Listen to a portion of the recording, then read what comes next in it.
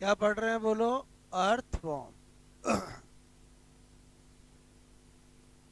इससे पहले वाली क्लास में हमने सर्कुलेशन जाना कि इसमें क्लोज सर्कुलेशन होता है, कौन सी ब्लड वेसल्स होती है, किस में ब्लड का फ्लो पीछे से आगे होता है, किस में आगे से पीछे होता है, कौन कंप्लीट लेंथ में स्टोरेज का काम करती है, कौन डिस्ट्रीब्यूशन का करती है, कौन स्टोरेज और डिस्ट्रीब्यूशन दोनों का करती है, किस में वाल होते हैं, किस में नहीं होते हैं।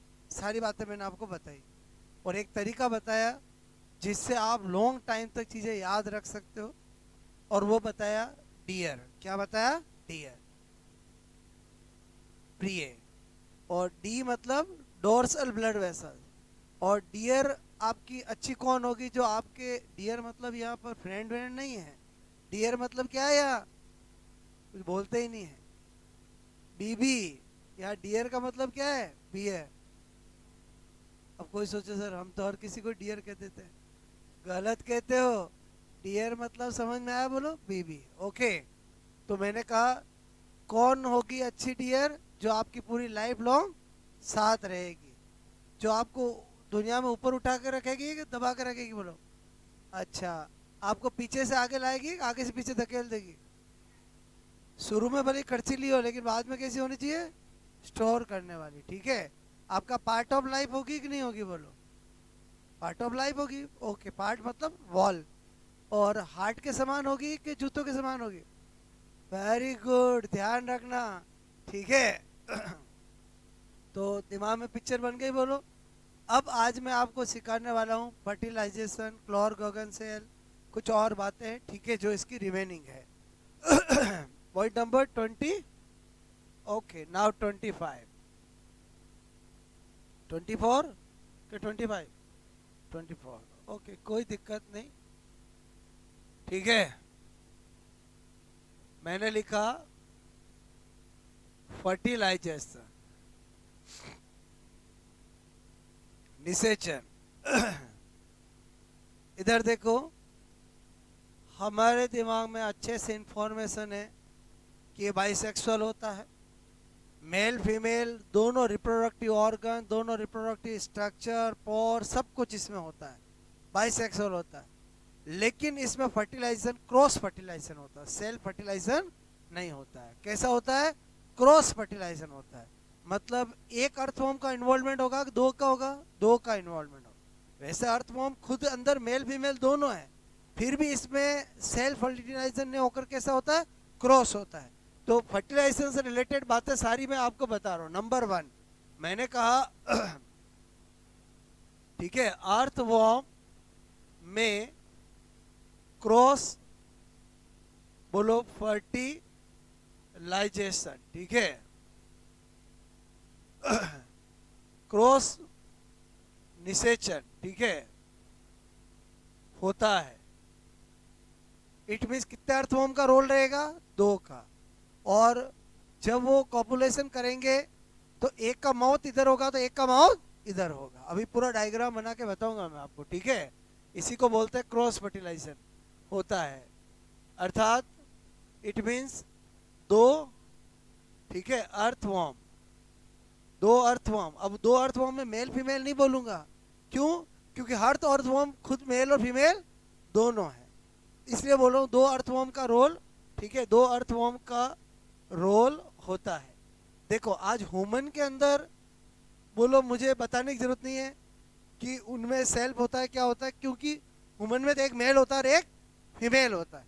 यहाँ पर अर्थवॉर्म बाइसेक्सुअल है, मेल फीमेल दोनों है। उसके बाद फिर भी इसमें क्या होता है? Cross fertilisation. रीजन क्या है? कारण क्या है? Earthworm, clear? अर्थवॉर्म में मैंने कहा क्या होता? प्रोटोएंड्रस कंडीशन। क्या होती है? प्रोटोएंड्रस कंडीशन। ठीक है, प्रोटोएंड्रस कंडीशन। ओके, बोलो प्रोटोएंड्रस, बोलो स्थिति। ठीक है, पाई जाती है। इसका मतलब क्या होता है कि इसके अंदर मेल जो है, मेल जेनाइटल ऑर्गन है, वो पहले डेवलप हो जाते हैं। बोलो, मैं क्या बोल रहा हूँ? प्रोटोएंड्रस का मतलब क्या होता है? मेल जेनाइटल ऑर्गन क्या होता है? पहले डेवलप हो जाते हैं। क्लियर? ओके। अर्थात अर्थात मेल जेनाइटल ऑर्गन, ठीक है, पहले डेवलप ठीक है, हो जाते हैं। इसलिए इसलिए इसमें क्या नहीं होता है, इसमें क्या नहीं होता है, सेल्फ फर्टिलाइजेशन। ठीक है, सेल्फ फर्टिलाइजेशन नहीं होता है। ठीक है, चलो आगे बात करें। नंबर 3, इसमें एक्सटर्नल फर्टिलाइजेशन होता है। कैसा होता है, एक्सटर्नल। मैं आपको पूछूं, बोलो इंटरनल एक्सटर्नल का मतलब समझते हो?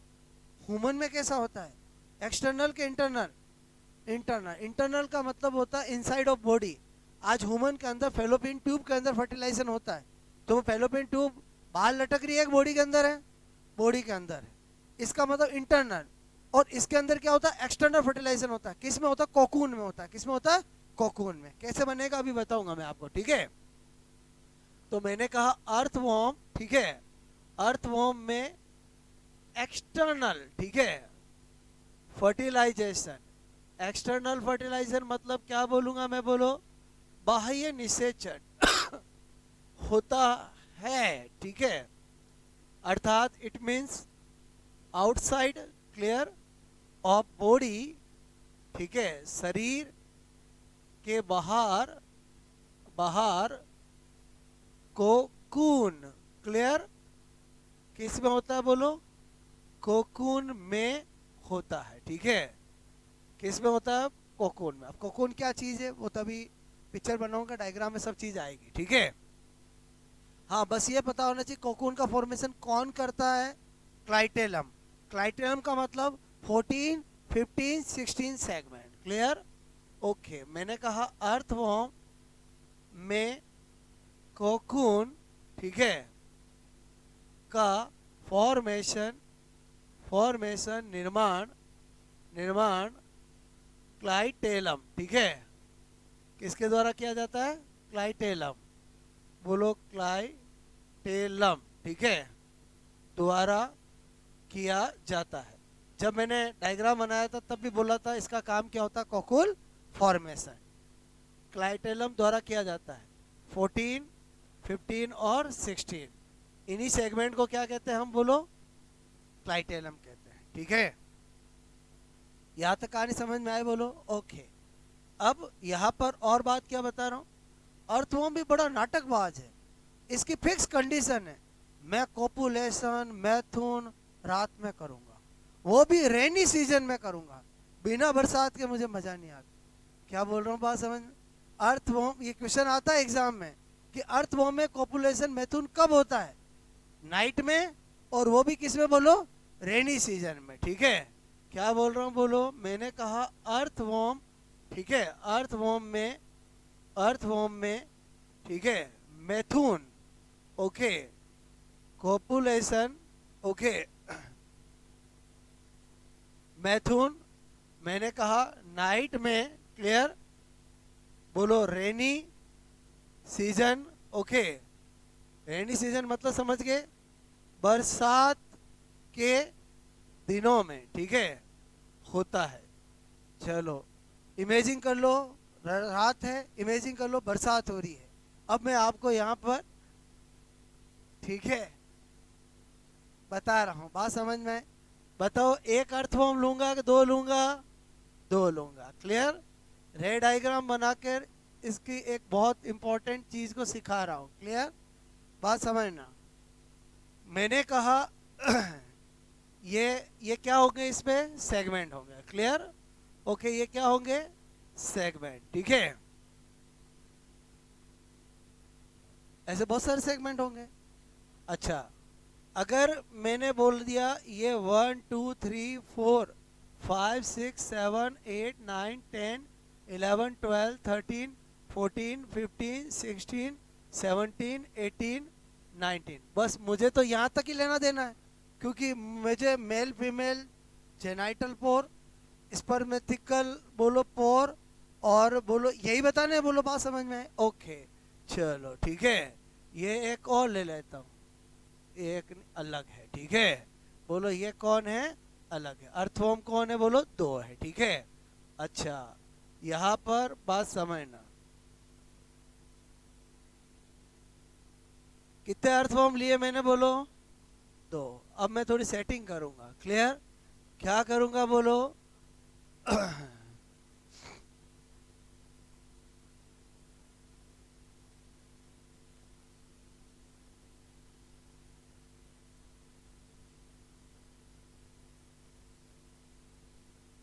इसमें ये 14 में तो क्या है, 18 में क्या है? ओके, समझना, ठीक है। 1 2, ठीक है, 3 4 5 6,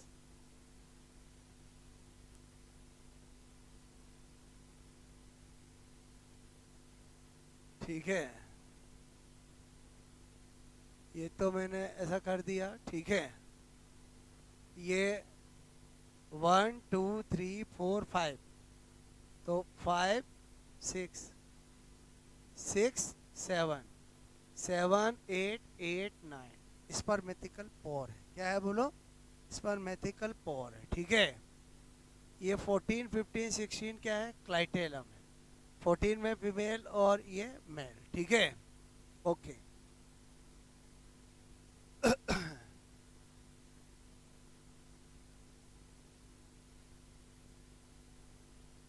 अलग अलग है, ठीक है।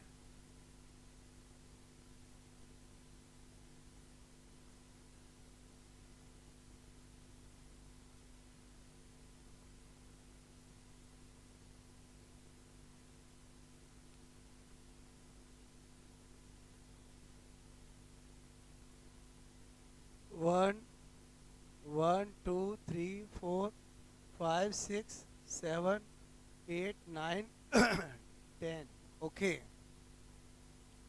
11 12 13 14 15 16 17 18 19 20 ऐसा चलता रहेगा, ठीक है।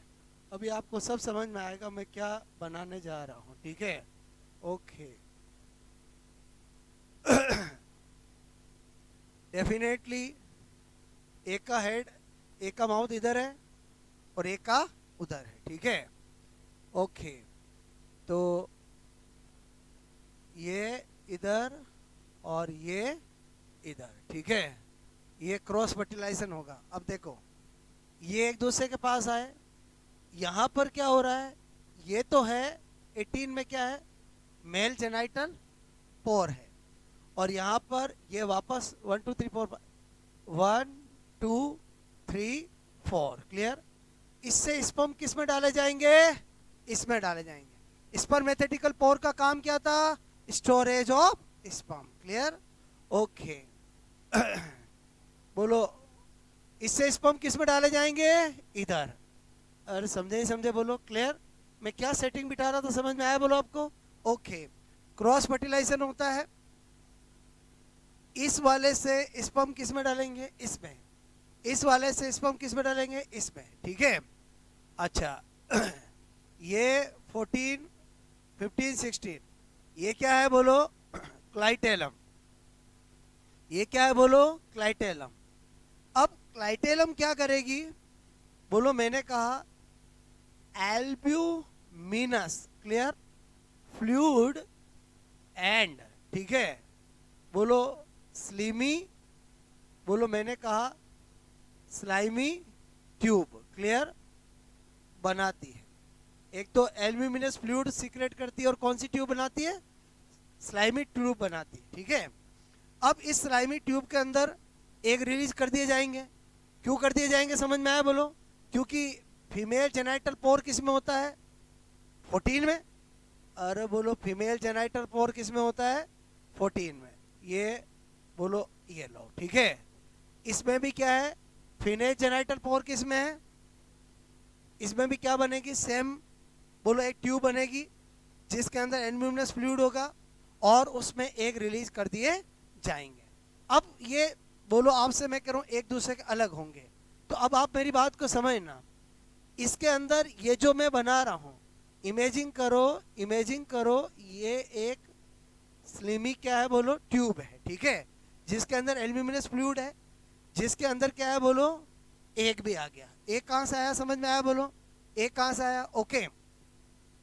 अब जब ये अलग होंगे तो मेरे कहने का मतलब क्या होगा, सेम ये चीज इसमें भी बन रही है, बोलो इसमें भी बन रही है, ठीक है। तो क्या होगा जब अलग होंगे, तो इस वाली ट्यूब का जिसमें एक है, जिसमें क्या है बोलो एल्यूमिनियस फ्लूइड है, जब ये अलग होंगे तो इसके वाले जो आपसे मैं कह रहा हूं स्पम इसमें और इसके वाले स्पम किस में आ जाएंगे, इसमें, किसके अंदर, इस ट्यूब में। और जब अलग होंगे तो अल्टीमेटली क्या हो गया, ये इमेजिन कर लो, ये एक स्लिमी ट्यूब है जिसके अंदर क्या होगा बोलो, जिसके अंदर स्पम होगा, बोलो मैंने कहा आपका, ठीक है, और फ्लूइड होगा।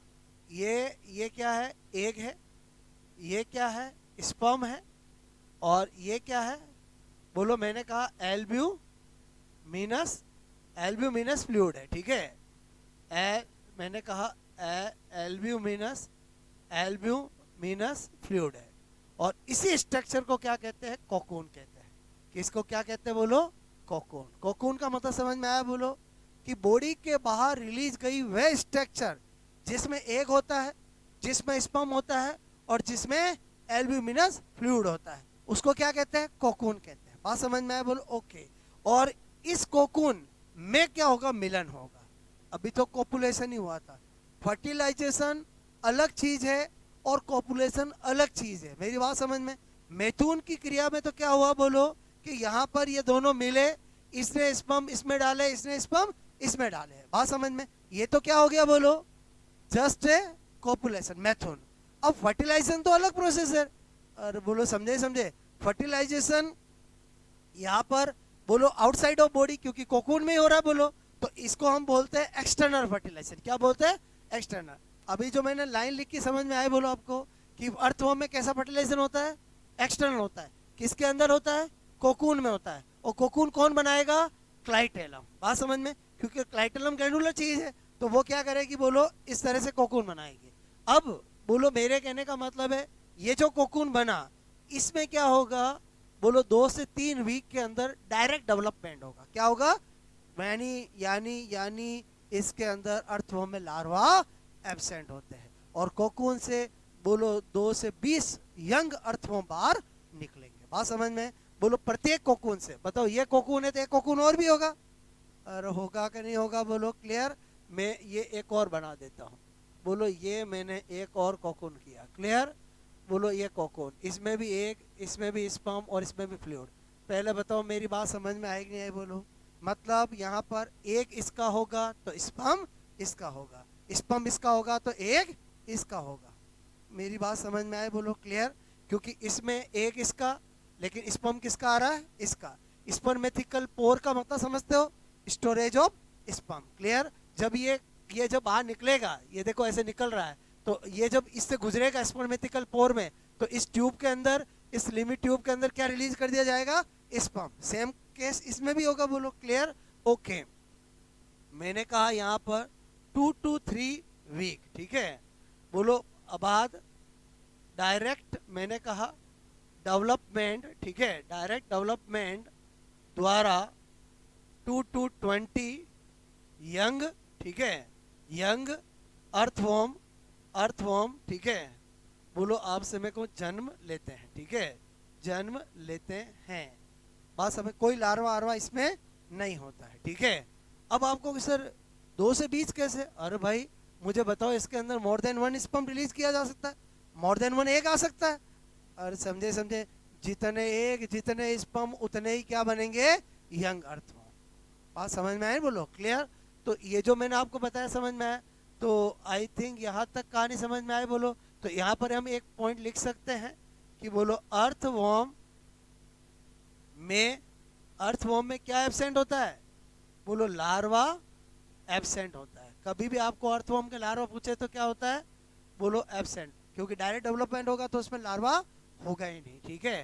तो ये पोर क्या किए, ये सब चीज़ें मैं बहुत अच्छे से आपको लिखा चुका हूँ कि स्पर्मेथिकल पोर कौन है, वो उसकी पोजीशन क्या है, उसका काम क्या है, 14 में पोर कौन सा है, 18 में कौन सा है। और समझे बोलो, क्लियर, ओके। सब बता चुका हूँ, बात समझ में आए बोलो, ओके। अब एक बात और है, दिमाग में आता है कि सर जब ये इससे गुजरता है तो ये फटाफट गुजर जाए न, या स्पर्म नहीं डाल पाए, तो इसीलिए 17 और 19 के अंदर क्या होती है, मेल जेनाइटल पेपिली। जैसे ही उगेगा पकड़ लेंगे, रुक जा पहले स्पर्म जाने दे, और समझे। और क्या, मैंने आपको बताया था मेल जेनाइटल पेपिली का काम क्या बताया था, हेल्प इन कॉपुलेशन। बस वही हाल इधर होगा, बोलो कि जब जब दूसरा अर्थवॉर्म किससे गुजरेगा, बोलो मेल जेनाइटल पोर से गुजरेगा, तो वहीं पर क्या कर लिया जाएगा, उसको पकड़ लिया जाएगा, और उसके बोलो किस में स्पर्म उसमें डाल दिए जाएंगे। जैसे ही मैंने ये किया, बताओ 17 बोलो और 18 में दो जोड़ी क्या होंगे, बोलो, और दो जोड़ी मेल जेनाइटल पेपिली होंगे। मैंने आपको बताया अच्छे से, क्लियर। तो आई थिंक ये डायग्राम समझ में आया, बोलो कि इसमें फर्टिलाइजेशन एक्चुअली होता कैसे है, बात समझ में आए, बोलो ओके।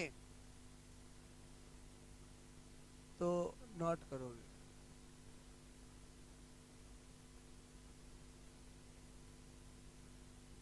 मैंने डायग्राम बना के कुछ पिक्चर बताई, दिमाग में गई, बोलो। उस पिक्चर के दिमाग में जाने के लिए आपको इसकी सारी स्ट्रक्चर जो मैंने पहले आपको एक दो दिन में बताई है, वो दिमाग में होनी चाहिए। 14 में क्या है, 18 में क्या है, क्लाइटलम का रोल क्या है, स्पर्मेटिकल पोर का रोल क्या है, और इस बोलो मेल जेनाइटल पेपिली का रोल क्या है, ठीक है।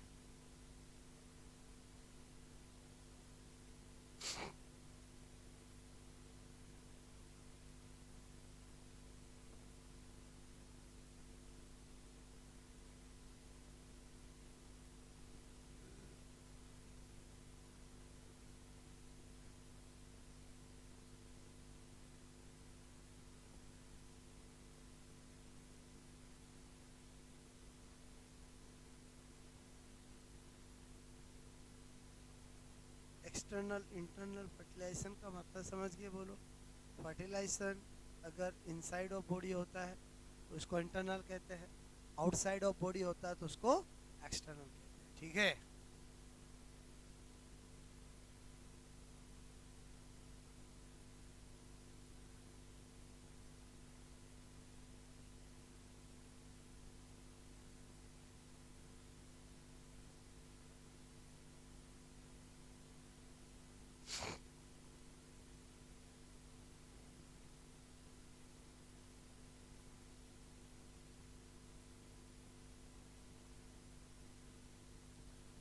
ठीक है,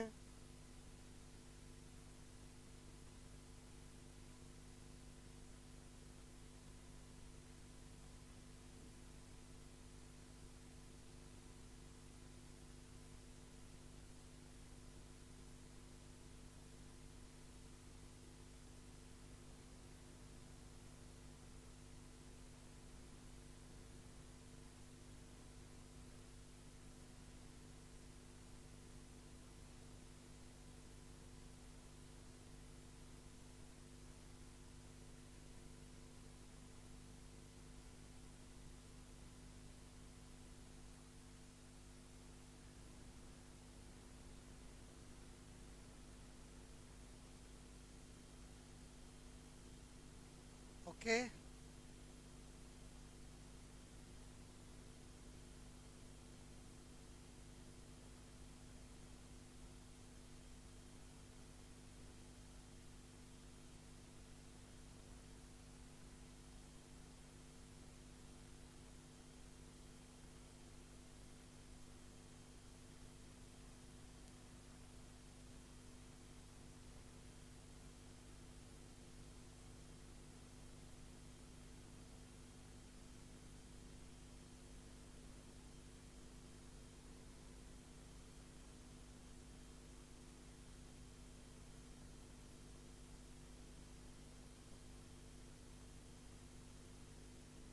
ये क्वेश्चन बहुत बहुत इम्पोर्टेंट है कि कोकून का निर्माण कौन करता है, क्लाइटेलम। क्लाइटेलम का कार्य क्या है, कोकून का निर्माण करना। कोकून का निर्माण कैसे करेगा, ये कॉपुलेशन के समय बोलो एक स्लिमी ट्यूब बोलो जिसके अंदर एल्ब्यूमिनस फ्लूइड को सीक्रेट करके कोकून का निर्माण करता है, ठीक है।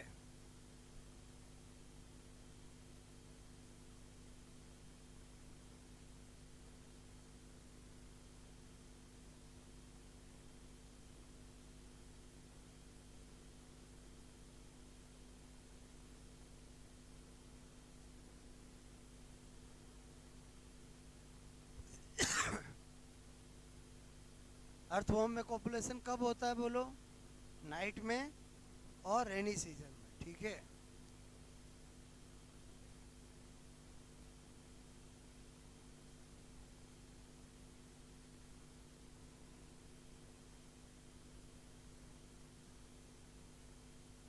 ओके,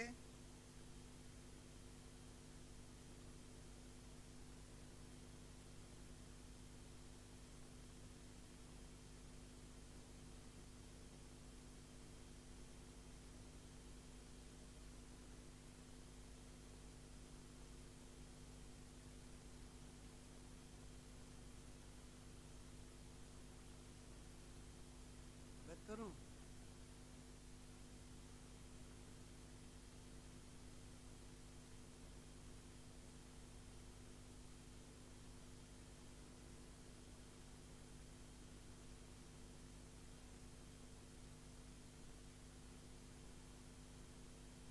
ओके,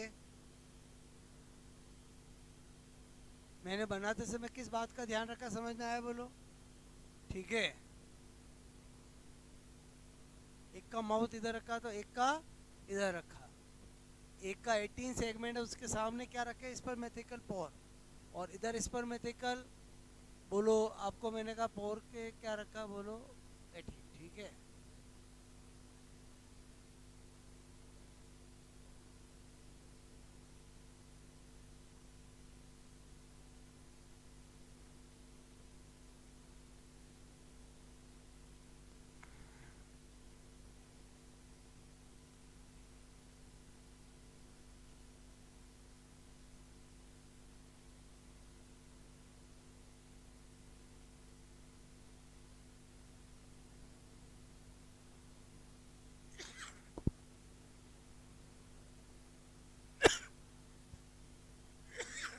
अर्थों में कोई लार्वा नहीं होता है, ठीक है।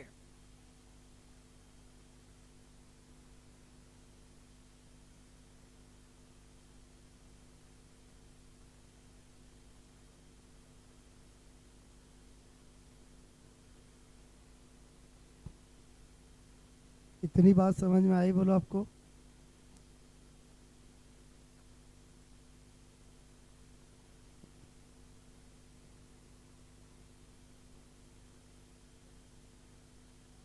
ओके,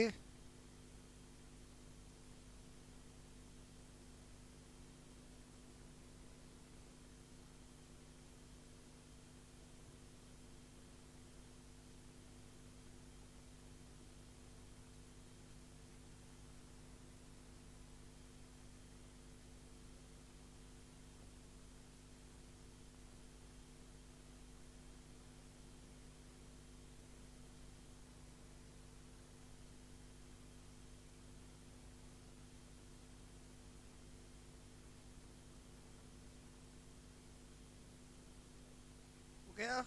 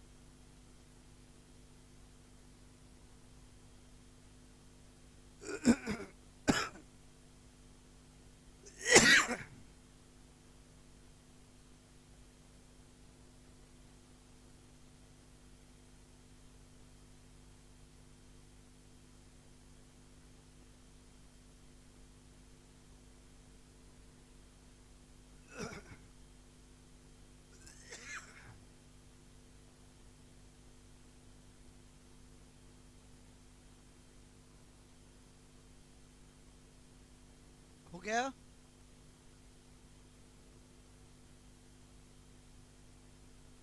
ये इधर से इधर क्या आ रहे हैं? स्पर्म, और इधर से इधर क्या बोलो, स्पर्म, ठीक है।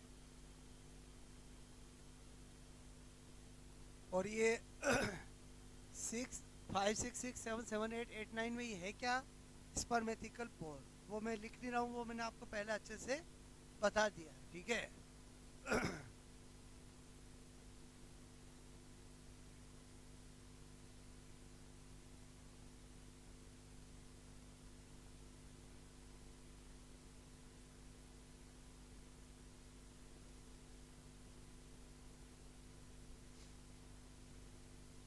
कोकून किसको कहते हैं, एल्ब्यूमिनस द्रव एक और स्पर्म, इनसे मिली हुई स्ट्रक्चर को क्या कहते हैं, कोकून।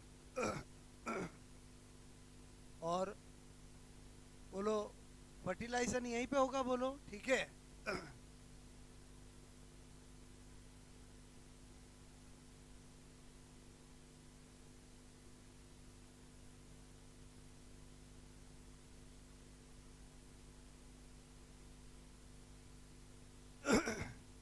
प्रत्यक्ष डायरेक्ट डेवलपमेंट होता है कि इनडायरेक्ट, डायरेक्ट, प्रत्यक्ष विकास। बोलो डायरेक्ट इनडायरेक्ट का बायोलॉजी में मतलब क्या होता है, डायरेक्ट मतलब लार्वा एब्सेंट, इनडायरेक्ट मतलब लार्वा प्रेजेंट।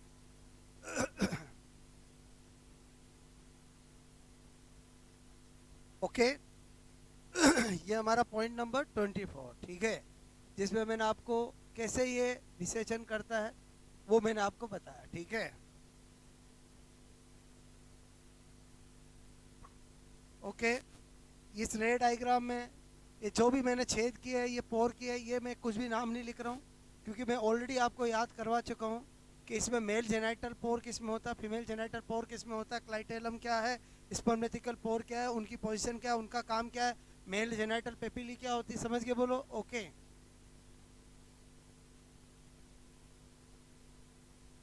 यहाँ तक कहानी समझ में आ गई, बोलो आपको, ठीक है।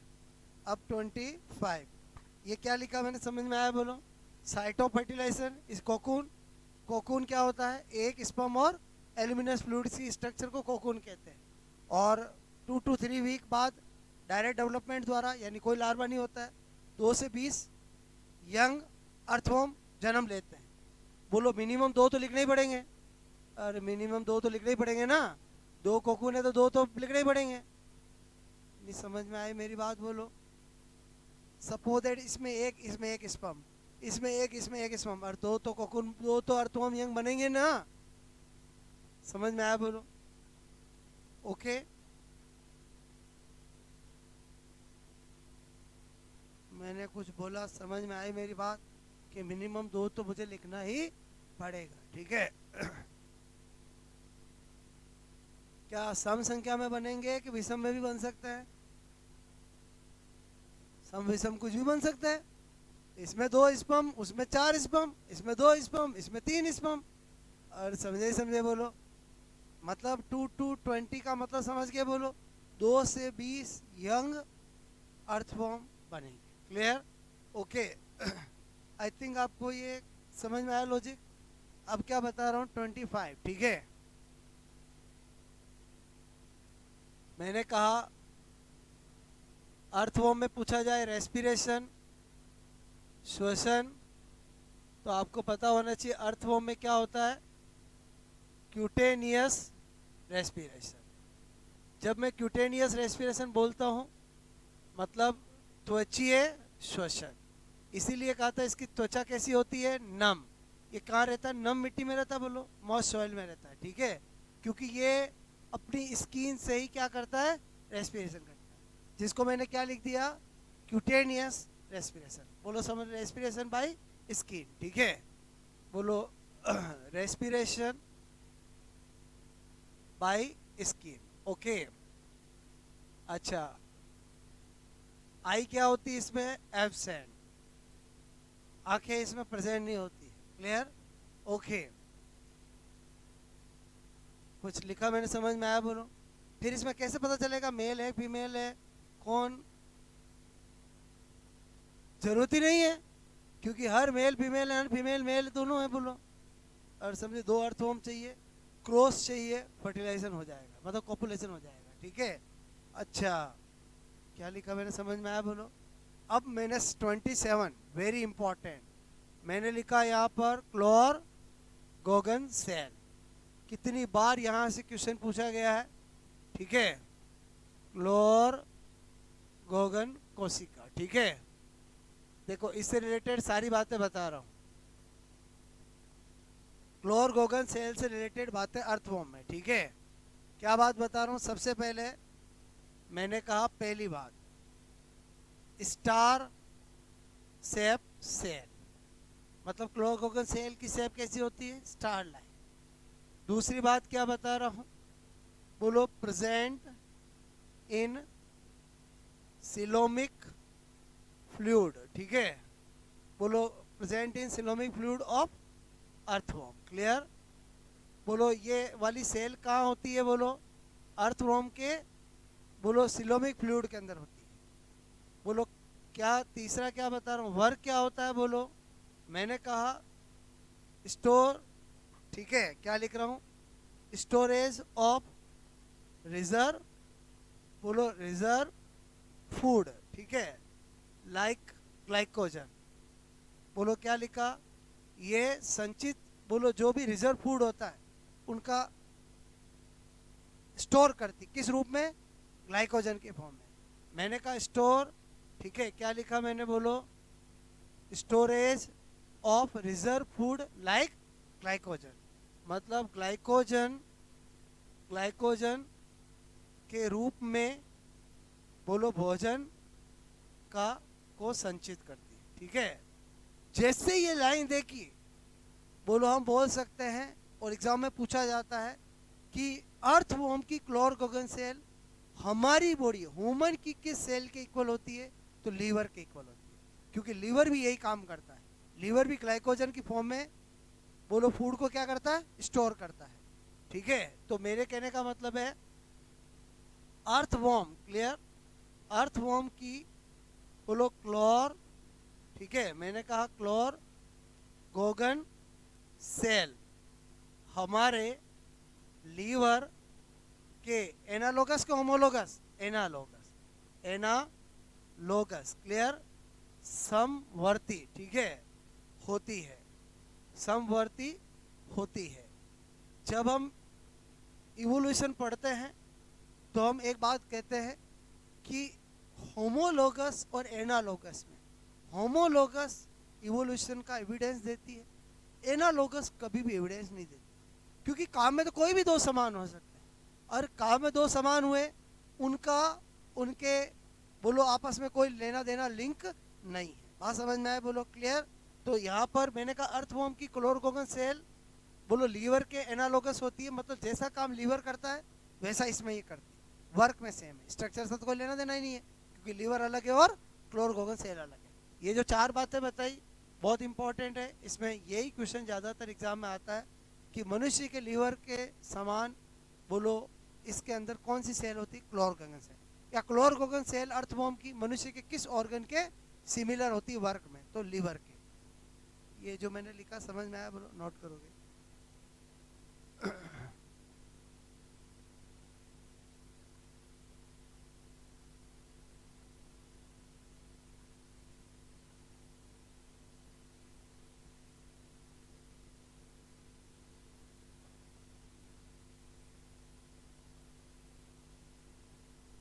गुह्य द्रव के अंदर उपस्थित होती है।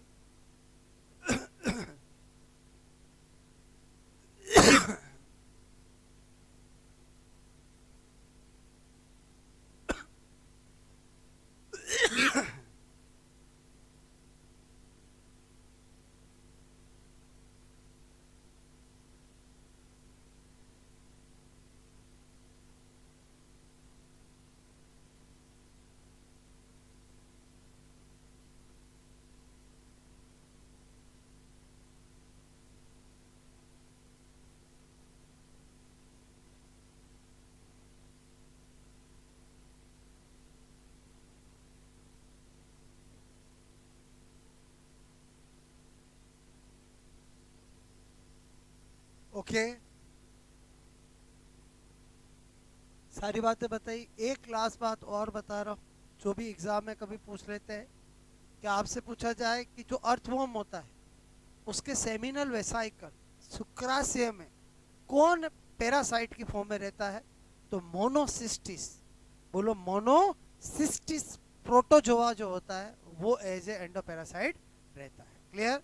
तो जब हम प्रोटोजोआ की बात करते हैं तो हम मोनोसिस्टिस आते कहते हैं कि अर्थवॉर्म की सेमिनल वेसाइकल का पैरासाइट है, एंडोपैरासाइट है। और आज अब अर्थवॉर्म पढ़ रहे हैं तो हम बोलेंगे अर्थवॉर्म की सेमिनल वेसाइकल में बोलो Monocystis protozoa as a endoparasite होता है। क्लियर? तो क्लोरगोगन सेल समझ में आए बोलो आपको? ठीक है। इसकी मैंने 4 बातें बता दी। शेप कैसा, हेल्थी कहाँ पर है, पोजीशन, काम क्या है और किसके एनालोगस माना जाता है। ठीक है। उसके बाद 28 बोलो लास्ट पॉइंट क्या बता रहा हूं मैंने कहा अर्थवॉर्म। क्लियर? अर्थवॉर्म के सेमिनल वेसाइकल, सेमिनल वेसाइकल मतलब क्या हो गया? शुक्राशय। ठीक है। में मोनोसिस्टिस। ठीक है। Monocystis,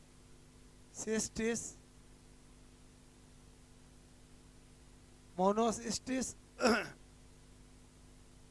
protozoa, Monocystis protozoa. ठीक है। एंडो पैरासाइट अंत्य परजीवी के रूप में रहता है। ये भी बहुत सी बार एग्जाम में क्वेश्चन पूछा गया है। ठीक है। तो पूरा अर्थ वो मैंने आपको 28 पॉइंट में बता दिया। सब कुछ आ गया, एस्क्रीटी से लेकर, रेस्पायरेटरी से लेकर, सर्कुलेटरी से लेकर, स्ट्रक्चर से लेकर, रिप्रोडक्टिव से लेकर, बोलो एवरीथिंग। ठीक है। आई होप अब आप इसको कभी भी अच्छे से रिवाइज करके और याद कर सकते हो। ठीक है। तो अब हमारे अगली क्लास में क्या पढ़ेंगे? बोलो कॉकरोच। अर्थवॉर्म से प्यार हो गया, कॉकरोच से भी करा दूंगा। क्लियर? थोड़ा कॉकरोच से धीरे धीरे प्यार होगा लेकिन होगा जरूर। ठीक है। ओके।